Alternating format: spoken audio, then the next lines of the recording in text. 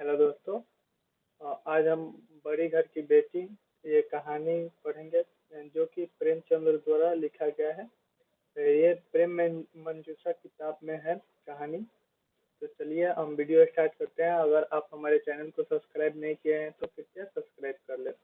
तो चलिए आज हम ये कहानी पढ़ेंगे बड़ी घर की बेटी। ठीक है। और चलिए। बेनी माधव सिंह गौरीपुर गांव के जमींदार थे और नंबरदार थे। उसके पिता किसी समय बड़े धनवान संपत्ति थे। गांव में पक्का तालाब और मंदिर जिसकी मरम्मत भी मुश्किल थी। उन्हीं के कीर्ति स्तंभ थे। कहते हैं कि इस दरवाजे पर हाथी झूमता था। अब उसकी जगह बूढ़ी भैंस थी जिसके शरीर में अस्थि पंजर के सिवा और कुछ शेष न था। अ, जो बेनी माधव सिंह थे उसके घर पे पहले हाथी रहता था, जो कि अब उसके जगह पर एक भैंस रहती है। वो भी उसके भैंस में केवल हड्डी के सिवा और कुछ नहीं था। पर पर शायद दूध बहुत देती थी, क्योंकि एक ना एक आदमी हाडी लिए उसके सिर पर सवार ही रहता था। और ऐसे लगता है कि वो भैंस बहुत दूध देती थी, जिसमें एक न एक आदमी किसी बर्तन लिए उसके सिर पे सवार रहता है, यानी भैंस के पास में ही रहता था। बेनी माधव सिंह अपने अपने आधी से अधिक संपत्ति वकीलों को भेंट कर चुके थे। और उसकी वर्तमान आय 1,000 रुपये वार्षिक से अधिक न थी। ठाकुर साहब के दो बेटे थे। ठाकुर साहब थे और दो बेटे थे। बड़े बेटे का नाम श्रीकंठ सिंह था और दूसरे उसने बहुत दिन के परिश्रम और उद्योग के बाद बीए की डिग्री प्राप्त की थी। ये जो नाम नाम श्रीकंठ सिंह था ना, उनके लड़के थे जो बहुत मुश्किल से बीए पास की थी। और अब एक एक दफ्तर में नौकरी करता था। छोटे लाल का लाल बहादुर सिंह दोहरे दोहरे बदन का सजीला दीवाना था। भरा हुआ मुखड़ा, चौड़ी छाती, भैंस का दो से ताजा दूध वह उठकर सवेरे पीता था। वो पहलवान में बहुत ही रुचि रखता था और वो सवेरे उठकर ताजा दूध, भैंस का ताजा दूध पीता था। ठीक है। श्रीकंठ सिंह का दशा बिल्कुल विपरीत थी। इस नेत्र प्रिय गुणों को उन्होंने दिए इन्हीं दो अक्षरों का न्योछावर कर दिया था। इन दो अक्षरों में उनका शरीर को निर्बल और चेहरे को क्रांतिहीन बना दिया था। ये जो दूसरा इनका लड़का था, ये बीए करने में वो पूरा अपने शरीर को नवाचरण कर दिया था, यानी गला लिया था। इसी के वैदिक ग्रंथों पर उनका विशेष प्रेम था। आयुर्वेद औषधियों पर उनका अधिक विश्वास था। शाम सवेरे बस उसके कमरे से प्राय सरल सुरीली कर्ण मधुर ध्वनि सुनाई देती थी। लाहौर और कलकत्ते में वैद्यों से बड़ी लिखा पढ़ी रहते थे। श्रीकंठ इस अंग्रेजी डिग्री के अधिपति होने पर भी अंग्रेजी सामाजिक प्रथाओं में विशेष प्रेमी न थे। बल्कि वह बधुआ बधुआ बड़े जोर से उनकी निंदा और उनकी तिरस्कार किया करते थे। इसी से गांव में उनका बड़ा सम्मान्य था। उनके पास जो था अंग्रेजी का डिग्री था, जिसके चलते उनके गांव में बड़ी ही सम्मान था। दशहरे के दिनों में वो बड़े उत्साह में रामलीला में सम्मिलित होते थे और दशहरे के दिनों में वो रामलीला में बहुत सम्मिलित होते थे। स्वयं किसी न किसी पात्र का पाठ लेते थे। गौरीपुर में रामलीला का वह जन्मदाता थे और गौरीपुर गांव का नाम है जिसमें वो रामलीला नाटक है, उसमें वो जन्मदाता उनको कहा जाता था। प्राचीन हिंदू सभ्यता की गुणवान उनकी धार्मिक प्रधान अंग था। सम्मिलित के कुटुंब के तो वह एकमात्र उपासक थे। आजकल स्त्रियों को कुटुंब में मिलजुल कर रहने की जो अरुचि होती है उसे वह जाति और देश दोनों के लिए हानिकारक समझते हैं। आजकल जो स्थितियां मिलजुल कर नहीं रहना चाहती है वो उसको जाति और देश के लिए बहुत ही हानिकारक समझते हैं। यही कारण था कि गांव के लड़नए और निर्धक थे। कोई तो उन्हें अपना शत्रु समझने में भी समझने में भी संकोच न करती थी। स्वयं स्वयं उनकी पत्नी को ही इस विषय पर उसमें विरोध था, इसलिए नहीं कि उसके पास सास ससुर देवर या जेठ आदि का घृणा थी, बल्कि उसके विचार था कि यदि बहुत कुछ सहने और तरह तरह देने पर भी परिवार के साथ निर्वाह न हो सके तो आए दिन की कला में जीवन को नष्ट करने की अपेक्षा यही उत्तम है कि अपनी अपनी खिचड़ी अलग पकाई जाए। अपनी खिचड़ी अलग पकाई जाए। आनंदी एक बड़े उच्च कुल की लड़की थी। ये आनंदी नाम था एक लड़की का। वो बहुत ही बड़े घराना से आती थी। आनंदी उस उसके बाप एक छोटी सी रियासत के तालुकादार थे। विशाल भवन, एक हाथी, तीन कुत्ते, बाज, बहरी शिकार, झाड़, फानूस, अनरेरी, मजिस्ट्रेटी और इन जो एक प्रतिष्ठा तालुकदार के भाग्य भोग्य पदार्थ है। सभी सभी यहाँ विद्यमान थे। नाम था भूत सिंह। बड़े उदार और चित और प्रतिभाशाली पुरुष थे। ये जो भूत सिंह थे ये आनंदी का पिता थे, ठीक है। पर दुर्भाग्य से लड़का एक भी ना था। और इनकी 7 लड़कियां हुई। जो आनंदी के पिता थे उनकी एक भी भाई नहीं था। और ये 7 बहनें थी। देवयुग से सब की सब जीवित रह गई और ये सब के सब मतलब जीवित रह गई। पहली उमंग में तो उन्हें 3 ब्याह दिल खोल कर किए। जो आनंदी का पिता थे भूत सिंह, उसने 3 लड़कियों का ब्याह बहुत ही दिल खोल कर किए, पर 15-20 हजार रुपया का कर्ज सिर पर हो गया। जो भूत सिंह थे 3 लड़कियों का ब्याह करने के बाद उनके सिर पर 15-20 हजार का रुपया कर्ज ऊपर से आ गया, ठीक है।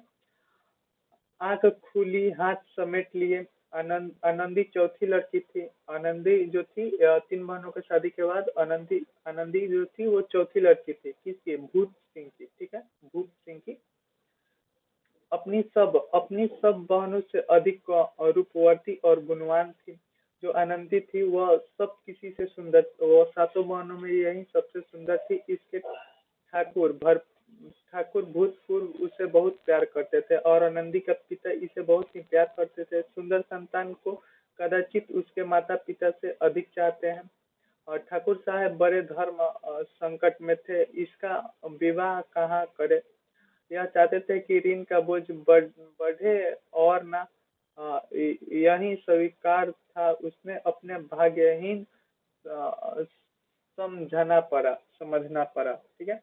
वो उसके पिता नहीं चाहते थे आनंदी के पिता और नहीं चाहते थे कि उनके ऊपर और कर्ज का बोझ बढ़े।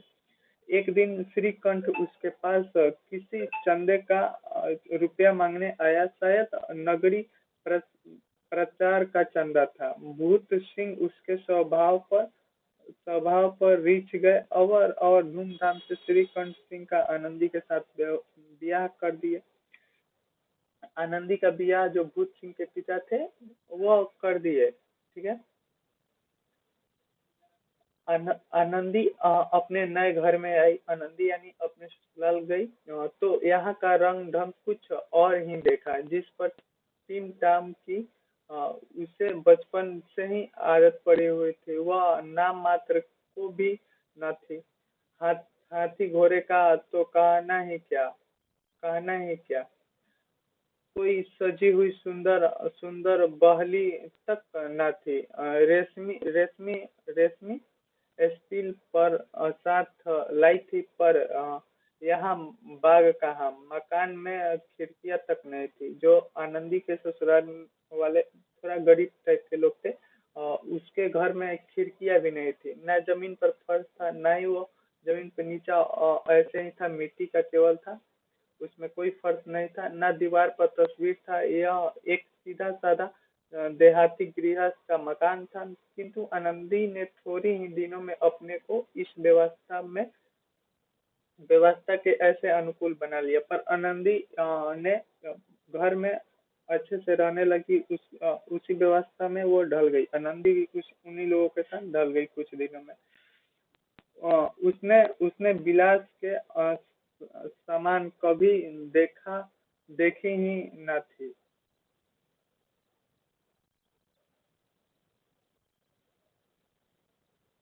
एक दिन दोपहर के समय लाल बिहारी सिंह दो चिड़िया लिए हुए आया और भावच से बोला, जल्दी पका दो, मुझे भूख लगी है। आनंदी भोजन बनाकर उसके राह देख रही थी। अब वह नया व्यंजन बनाने बैठी। हांडी में देखी तो घी पाव भर से अधिक न थी। बड़े घर की बेटी किफायत क्यों जाने। उसने सब घी मांस में डाल दिया। लाल बहादुर खाने बैठा तो दाल में घी ना थी। बोला, दाल में घी क्यों नहीं नहीं छोड़ा। मतलब कि एक दिन में दोपहर का समय था जब लाल बिहारी यानी इसका देवर है जो लाल बिहारी है, वो दो चिड़िया लाया मारकर और बोला अपने भाभी से कि भाभी से जल्दी से पका दो। उसको भूख लगी थी तो आनंदी ने इसे पकाने के लिए गई तो हाड़ी में देखी कि घी पाव थी, थोड़ी सी थी। तो वो केवल उससे मांस बनाई और वो घी दाल में नहीं डाली चूंकि सारा घी मांस में डाल दी थी। तो वही लाल बिहारी ने पूछा कि भाभी दाल में घी क्यों नहीं छोड़ा। आनंदी ने कहा सब घी मांस में पड़ गया। लाल बिहारी जोर से बोला, अभी परसों घी आया है, इतना जल्दी उठ गया। आनंदी ने उत्तर दिया, आज तो कुल पाँव भर रहा होगा, वह सब मैंने मांस में डाल दिया। आनंदी ने उत्तर दिया कि उसने सारा घी मांस में डाल दिया, अब नहीं बचा है।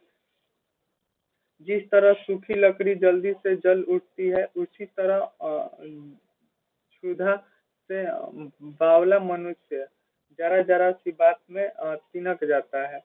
लाल बिहारी ने अपनी भाभी को यह ठिठाई बहुत बुरी महसूस हुई। तिनके कर बोला तिनक कर बोला लाल बिहारी, "अ, म- मायके तो मतलब कि उसके मम्मी के यहाँ तो चाहे घी की नदी बहती हो।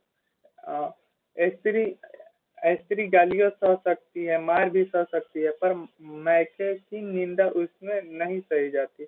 आनंदी ने मुंह फेर कर बोली, हाथी हाथी मारा भी तो 9 लाख का, वह इतना घी नित्य नाई का हार खा जाते हैं। मतलब इतना घी तो उसके नौकर खा जाते हैं। लाल बिहारी जल गया। थाली उठाकर पलट दी और बोला, जी चाहता है जी पकड़ कर खींच लूं। वो अपने भाभी पर गुस्सा होकर बोला कि जी चाहता है कि तुम्हारा जीभ खींच लूं। आनंदी को भी क्रोध आ गया, मुंह लाल हो गया। बोली, वह होते ना तो आज इतना मजा चखाते। अब अनपढ़ उज्जड़ ठाकुर से ना रहा गया। उसकी स्त्री एक साधारण जमींदार की बेटी थी। जब जी चाहे तब उस पर हाथ साफ कर लिया करता था। खराम उठाकर आनंदी को और जोर से फेंका और बोला, जिस जिस गुमान पर तुम भूली हुई हो अ, उसे भी देखूंगा और तुम्हें भी। आनंदी के हाथ में खराम रोका, सिर बच गया पर उंगली में बड़ी चोट आई। क्रोध में मारे हवा में हिलते पत्ते के भांति कांपती हुई अपने कमरे में आकर खड़ी हो गई। स्त्री का बल और साहस, मन और दया पति तक है। उसे अपनी पति के ही बल पर पुरुषत्व का घमंड होता है। आनंदी खून का घूंट पी कर रह गई। बात बात बढ़ता गया और ये गुस्सा लाल बिहारी गुस्सा में और खड़ाऊ उठाकर आनंदी की ओर फेंका, जिससे आनंदी अपने हाथ आगे की, जिससे हाथ में उसका चोट आ गया और सिर बच गया। ठीक है। श्रीकंठ श्रीकंठ सिंह शनिवार को घर आया आया करते थे। बृहस्पति को यह घटना हुई थी। 2 दिन तक आनंदी को भवन में रही, कुछ खाया न पिया, उसके बाट देखती रही। अतः अंत में शनिवार को वह नियमानुसार संध्या समय घर आया और बाहर बैठकर कुछ इधर उधर की बात, कुछ देश काल संबंधी समाचार तथा कुछ नए मुकदमे आदि का चर्चा करने लगा। यह वार्तालाप 10 बजे रात तक होता रहा। गांव में भद्र पुरुष में इन बातों में ऐसा आनंद मिलता था कि खाने पीने का भी सुधि न रहती थी। श्रीकांत को पिंड छुड़ाना मुश्किल हो जाता था। पीठ छुड़ाना मतलब मुश्किल हो जाता था। 2-3 घंटे आनंदी ने बड़े कष्ट से काटे। किसी तरह भोजन का समय आया, पंचायत उठी। एकांत हुए तो लाल बिहारी ने कहा, भैया आप जरा भाभी को समझा दीजिए कि मुंह संभाल कर बातचीत करे, नहीं तो एक दिन अनर्थ हो जाएगा। ये लाल बिहारी कहा। हाँ, बेनी माधव सिंह के बेटे की ओर से साक्षी दी। हाँ बहू, बेटिया का यह स्वभाव अच्छी नहीं कि मर्दों के मुंह लगे, ये उसके पिता बोला। ठीक है, लाल बिहारी के पिता बोला। फिर लाल बिहारी क्या बोला, वह घर की बेटी है तो हम भी कोई कुर्मी कहार नहीं है। श्रीकंठ ने चिंतित स्वर से पूछा, आखिर बात क्या हुई? फिर लाल बिहारी ने कहा, कुछ भी नहीं, ये तो आप उलझ पड़ी। मायके के सामने हम लोग को कुछ समझती नहीं। श्रीकंठ खा पीकर आनंदी के पास गए। वह बड़ी बैठी थी। यह हजरत भी कुछ तीखे थे।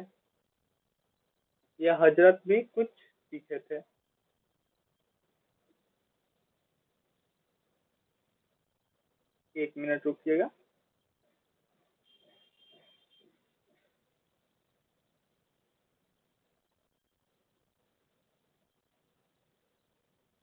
श्रीकंठ खा पीकर आनंदी के पास गया। वह भरी बैठी थी। वह हजरत भी कुछ पीछे थे। आनंदी ने पूछा, चित्त तो प्रसन्न है? श्रीकंठ बोला, बहुत प्रसन्न है। पर तुमने आजकल घर में यह क्या उपद्रव मचा कर रखा है? आनंदी के त्योड़ियों पर बल पड़ गए। जो झकलाहट में बड़े बदन में ज्वाला सी दहक उठी। आनंदी बोली, जिसने तुमसे यह आग लगाई है, उसे पाओ तो मुंह झुलस दूं। फिर श्रीकंठ बोला, इतनी गर्म क्यों होती हो? बात क्या क्या है? आनंदी ने फिर कहा, क्या कहूँ, यह मेरा भाग्य का फेर है, नहीं तो गवार छोकरे जिसको चपरासिया करने का भी सहूर नहीं, मुझे खराल से मार कर यूं ना करता। श्रीकंठ ने फिर बोला, सब हाल साफ साफ कहो तो मालूम हो, मुझे तो कुछ पता नहीं। फिर आनंदी बोली, परसों परसों तुम्हारे लाडले भाई ने मुझसे मांस पकाने को कहा। घी हांडी में पाव भर से अधिक न थी। वह सब मैंने मांस में डाल दिया। जब खाने बैठा तो कहने लगा, दाल में घी क्यों नहीं है? बस इसी पर मैके को बुरा भला कहने लगा। मुझसे ना रह गया। मैंने कहा कि वह इतना घी तो अपने नाई का हार खा जाते हैं और किसी को जान भी नहीं पड़ता है। बस इतना सी बात पर उसने अन्याय में मुझे खराउ फेंका मारा। यदि हाथ में ना रोकी तो सिर फट जाता। या आनंदी बोली, यदि खराउ को मैं हाथ से नहीं रोकती तो आज मेरी सिर फट जाती। उसी से पूछो। मैंने जो कुछ कहा वह सच है या झूठ? श्रीकंठ की आंखें लाल हो गई, बोला, यहाँ तक हो गया। इस छोकरे का यह साहस! आनंदी स्त्री की भावना स्वभावनासार रोने लगी, क्योंकि आंसू उन उनके पलकों पर रहती है। आनंदी रोने लगी। श्रीकंठ बड़े धैर्यवान और शांत पुरुष थे। उन्हें कदाचित भी कभी क्रोध नहीं आता था। स्त्री के आंसू पुरुष के क्रोधहीन भड़काने का तेल का काम करते हैं। रात भर करवटें बदलते रहे, उद्विग्नता के कारण पलक तक नहीं झपकी। प्रांत काल अपने बाप के पास जाकर बोले, दादा, अब इस घर में मैं नहीं रहूंगा। ठीक है। इस तरह का विद्रोह पुनः बात कहने पर श्रीकंठ से कितने बार अपनी कई मित्रों को आड़े हाथों लिखा था, परंतु दुर्भाग्य आज उन्हें स्वयं वे ही बात अपने मुंह से कहनी पड़ी। दूसरों का उपदेश देने भी कितना सहज है, दूसरों का उपदेश भी देना कितना सहज है। बेनी माधव सिंह घबराए उठे और बोले, क्यों? श्रीकंठ जो था वो बोला, इसलिए मुझे भी अपनी मान प्रतिष्ठा का कुछ विचार है। आपके घर में अब अन्याय और हठ का प्रकोप हो रहा है। जिसमें बड़े का आदर सम्मान करना चाहिए वह उसके सिर पर चढ़ा है। मैं दूसरे नौकर ठहरा घर पर नहीं रहता। नहीं, यहाँ मेरे पीछे स्त्रियों पर खराउ और जूते का बौछार होता है। ये कौन बोल रहा है? ये श्रीकंठ बोला। ठीक है। कड़ी बात तक चिंता नहीं, कोई एक की दो कह ले, कोई एक या दो कह ले, वहां तक मैं सह सकता हूँ, किंतु कदापि नहीं हो सकता कि मेरे ऊपर लात घुसे पड़े और मैं दम ना मारूं। ठीक है। मैं दम न मारूं। फिर बेनी माधव सिंह जब जवाब ना दे सके तो श्रीकंठ सर्वदा उनका आदर करते हुए उनको ऐसे तेवर देखकर बूढ़ा ठाकुर अवाक रह गया। केवल इतना ही बोला, बेटा, तुम बुद्धिमान हो, ऐसे बात क्यों करते हो? स्त्रियां इस तरह घर का नाश कर देती है, उसमें बहुत सिर पर चढ़ाना अच्छा नहीं है। श्रीकंठ, इतना मैं जानता हूँ, आपके आशीर्वाद से ऐसा मूर्ख नहीं हूँ। आप स्वयं जानते हैं कि मेरे समझाने बुझाने से इसी गांव में कई घर संभल गए, पर जिस स्त्रिया का मान प्रतिष्ठा का मैं ईश्वर का दरबार में उत्तरदाता हूँ, उसके पति ऐसे घोर अन्याय और पशुवत व्यवहार मुझे असहाय है। आप सच मानिए, मेरे लिए यही कुछ काम नहीं है, बल्कि लाल बिहारी को कुछ दंड नहीं देते। अब बेनी माधव सिंह भी गरमाए ऐसे बात और सुन सके, बोले, लाल बिहारी तुम्हारा भाई है, उससे जब कहीं भूल चूक हो जाती तो कान पकड़ो। लेकिन श्रीकंठ, लाल बिहारी को मैं अब अपना भाई नहीं मानता। ये श्रीकंठ बोला कि लाल बिहारी को मैं अपना भाई नहीं मानता है। बेनी माधव सिंह स्त्री के पीछे, बेनी माधव सिंह जो था वो अपनी स्त्री के पीछे, श्रीकंठ बोला कि तुम अपनी स्त्री के पीछे हो। श्रीकंठ, जी नहीं। उसके क्रूरता और अविवेक के कारण दोनों कुछ देर चुप रहे। ठाकुर साहब लड़के का क्रोध शांत करना चाहते थे, यह लेकिन यह स्वीकार करना चाहते थे कि लाल बहादुर ने कोई अनुचित काम किया है। इसी बीच गांव की और कई सज्जन हुक्के चिलम पर बहाने वहां आ बैठे। कई स्त्रियों ने जब यह सुना कि श्रीकंठ पत्नी के पीछे पिता से लड़ने को तैयार है तो उसने बड़ा हर्ष हुआ। दोनों पक्षों की मधुर वाणियां सुनने के लिए उसकी आत्माएं तिलमिलाए लगी। गांव में कुछ ऐसा कुटिल मनुष्य भी थे जो कि कुल नीतिपूर्ण गतियों में मन ही मन जलते थे वे कहा करते थे, श्रीकंठ अपने अपने बाप बाप दबता है, इसलिए वह दबदू है। उसके विद्या पढ़ी इसलिए वह किताब उसने विद्या विद्या पढ़ी इसलिए किताब का कीड़ा है। उसे लोग कितने लोग जलते थे कि वो किताब का कीड़ा है। ठीक है। हाँ, बेनी माधव सिंह उसके सलाह के बिना कोई काम नहीं करते। यह उनकी मूर्खता है।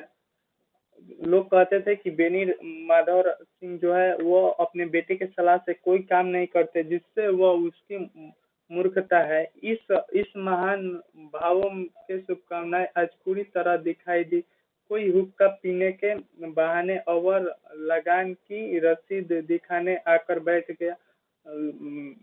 बेनी माधव सिंह पुराने आदमी थे, इन इन भावों का तार गए।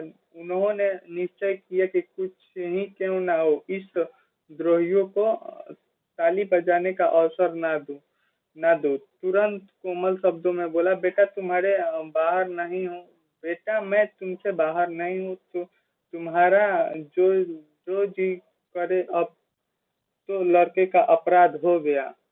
इलाहाबाद का अनुभव रहित झल्लाया हुआ ग्रेजुएट इस बात को ना समझ सका। उसे उसे डिम्बोंगी क्लब में अपनी बात पर अड़े रहने की आदत थी।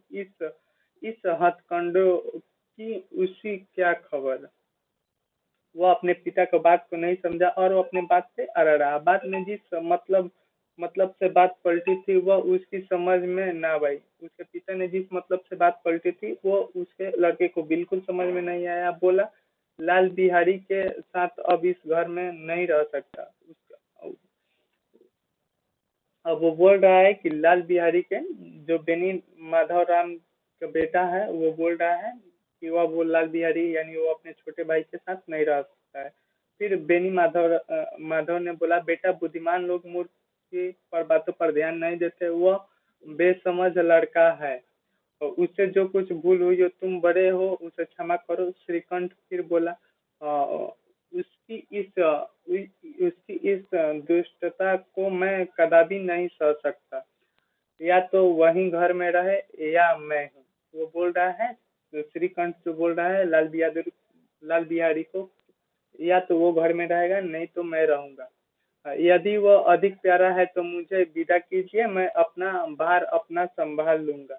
यदि मुझे रखना चाहते हैं तो उसे कहिए, जहाँ चाहे वो चले जाए, बस मेरी अंतिम निश्चय है। लाल बिहारी दरवाजे के चौखट पर चुपचाप खड़ा बड़े भाई बातें सुन रहा था। जो लाल बिहारी था वो चौखट पर खड़े होकर बेचारा वो सारा बात सुन रहा था अपने बड़े भाई का। वह उनका बहुत आदर करता था। उससे कभी इतना साहस ना हुई कि श्रीकंठ के सामने चारपाई पे बैठे। लाल बिहारी का कभी ऐसे साहस ना हुई कि वो अपने बड़े भाई के सामने वो चारपाई पे बैठे। हुक्का पी ली या पान खा ले, बाप का भी वह इतना मान्य ना करता था। श्रीकंठ का भी उस पर हार्दिक स्नेह था। उसने होश में उन्होंने उसे घुरका सन तक ना थी। वो अपने बड़े भाई को बहुत ही आदर करता था। लाल बिहारी था तो जितना अपने पिता का आदर नहीं करता था वो अपने बड़े भाई का आदर करता था। जब वो इलाहाबाद में आते तो उनके लिए कोई न कोई वस्तु अवश्य लाते। उसका बड़े भाई भी जब इलाहाबाद से आता था वो उसके लिए कुछ न कुछ वस्तु जरूर लाता। मुगस की जोड़ी उन्होंने ही बनवा दी थी।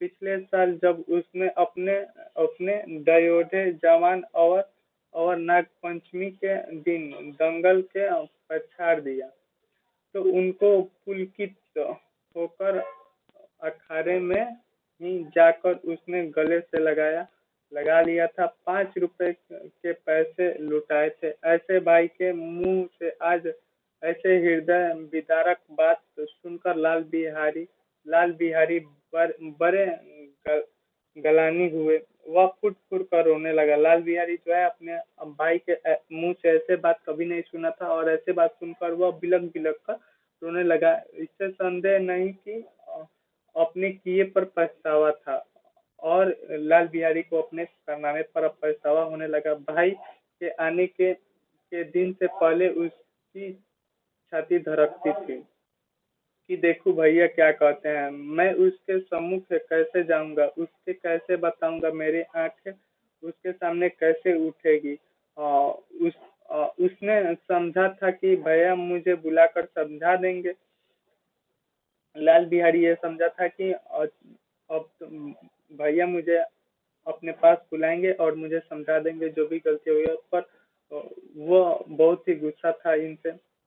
इस आशा के इस आशा के विपरीत आज उसने उसने निर्दयता से मूर्ति बने हुए पाया। वो मूर्ख था, परंतु उसका मन कहता था भैया मेरे साथ अन्याय कर रहे हैं। यदि श्रीकंठ उसे अकेले में बुला कर दो चार बातें कह देते तो इतना नहीं, दो चार समस्या भी मार देते तो कदाचित उसमें इतना दुख ना होता। वह समझता था लाल बिहारी की भैया मुझे अपने पास बुलाकर अगर दो चार तमाचा भी मार देते, दो चार बात भी बोल देते तो मुझे इतना दुख नहीं होता। पर भाई का यह कहना अब इसकी सूरत नहीं देखना चाहता था। लाल बिहारी से सहा नहीं गया, पर उसने बोला कि मैं अपने भाई का सूरत नहीं देखना चाहते हो। ये लाल बिहारी को सहा नहीं गया, रोते हुए घर आया। कोठरे में जाकर कपड़े पहने, आंखें आंखें पोंछी, जिससे जिससे कोई यह ना समझ सके कि रोता था। वो कोठरे में गया और अपने आंखें पोंछ लिया जिससे कोई ना समझे कि वो रो रहा है। ठीक है। जब आनंदी के द्वार द्वार पर आकर बोला भाभी भैया ने निश्चय कर लिया कि वह मेरे साथ इस घर में ना रहेंगे। अब वह मेरे मुंह नहीं देखना चाहते हैं, इसलिए मैं अब मैं अब जाता हूँ। जो लाल बिहारी जो था वो आनंदी के पास गया और बोला कि भाभी भैया मेरा शक नहीं देखना चाहते थे, वो निश्चित कर लिया, इसलिए मैं अब इस घर में नहीं रहूंगा, मैं यहाँ से जा रहा हूँ। उसने फिर मुंह ना दिखाऊंगा, मतलब कि अपने भाई को वो फिर अपना मुंह नहीं दिखाएगा। मुझसे जो कुछ अपराध हुए हैं उसे क्षमा करना। वो अपने भाभी से माफी मांग लेता है कि मुझे जो कुछ भी अपराध हुए मुझे क्षमा कर देना। यह कहते कहते लाल बिहारी का गला भर आया। जिस जिस समय लाल बिहारी सिंह सिर सिर झुकाकर आनंद के द्वार पर खड़ा थे, उसी समय श्रीकंठ सिंह भी आंखें लाल किए बाहर से आए। भाई को खड़ा देखा तो घृणा के आंखों से थे और कतरा कर निकल गई, मानो उसकी परछाई से दूर भागते हैं। उसका भाई ने भी आनंद जब आनंद लाल बिहारी को देखा तो उसके बगल से निकल गई, घृणा के दृष्टि से देखा और ऐसे लग रहा था जैसे वो उसके परछाई से भी नफरत कर रहा है। आनंदी ने लाल बिहारी को शिकायत तो की थी, लेकिन अब मन ही मन पछता रही थी। अब आनंदी भी मन ही मन पछता रही थी। वह स्वभाव से दयावती थी।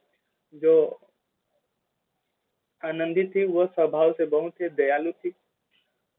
इनका इनका तनिक भी ध्यान ना था इस बात इतना बढ़ जाएगी। उसको थोड़ा सा भी यह पता नहीं था कि यह बात इतना बढ़ जाएगी। वह मन में अपने पति के जुझला रही थी कि यह उतना गर्म क्यों होते हैं। उस पर यह भय भी लगा हुआ था कि कहीं मुझसे इलाहाबाद चलने को कहे। आनंदी को यह भी भय लगा हुआ था कि कहीं ये मुझसे ये ना कह दे कि तुम मेरे साथ इलाहाबाद चलो। तो कैसे क्या करूंगी। इस बीच में जब उसने लाल बिहारी को दरवाजे पर खड़े या कहते सुना सुना कि मैं जाता हूँ, मुझसे जो कुछ अपराध हुआ क्षमा करना, तो उसका रहा सहा क्रोध भी पानी हो गया। आनंदी का रहा सहा क्रोध भी पानी हो गया जब ये लाल बिहारी ने बोला कि मैं अब चलता हूँ। वह रोने लगी। मन का मैल धोने के लिए नयन जल से उपयुक्त और कोई वस्तु नहीं होता है। श्रीकंठ को देख कर आनंदी ने कहा लाल बिहारी खड़े बहुत रो रहे हैं। श्रीकंठ से आनंदी ने बोला कि लाल बिहारी खड़ा होकर बहुत रो रहे हैं। श्रीकंठ ने बोला तो मैं क्या करूं? आनंदी बोले भीतर बुला लो, मेरी जीभ में आग लगी, मैंने कहाँ से यह झगड़ा उठाया। श्रीकंठ ने बोला मैं ना बुलाऊंगा। आनंदी फिर बोली पछताओगे, उन्हें बहुत गलानी हो गई है, ऐसे ना हो, कहीं चल दे।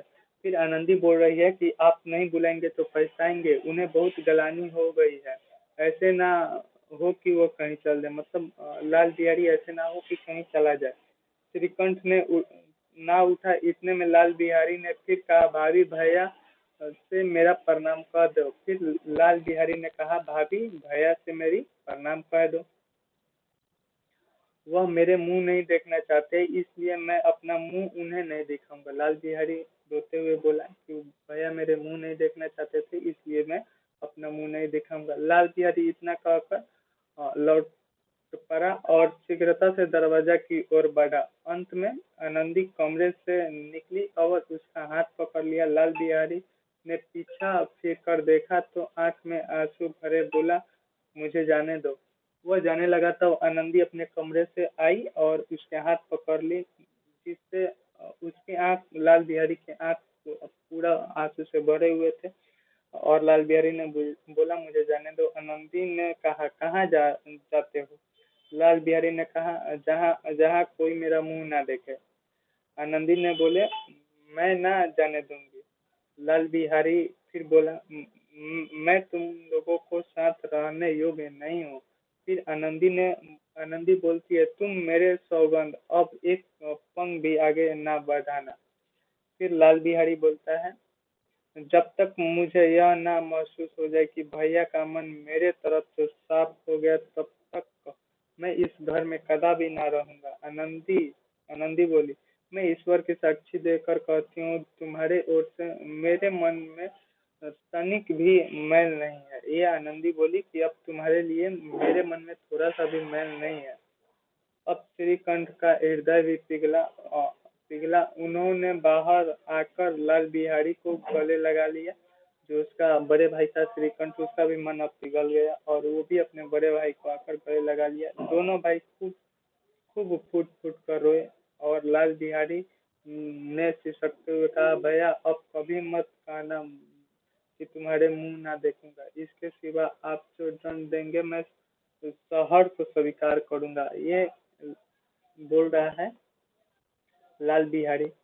श्रीकंठ श्रीकंठ ने कांपते हुए सुरेश से कहा लालू इस बात पर बिल्कुल भूल जाओ, ईश्वर चाहेंगे तो फिर ऐसा अवसर ना आएगा। ये उसके बड़े भाई बोलता है कि जो बात हो गया उसे भूल जाओ, अब ऐसा कभी नहीं होगा, ईश्वर चाहेंगे।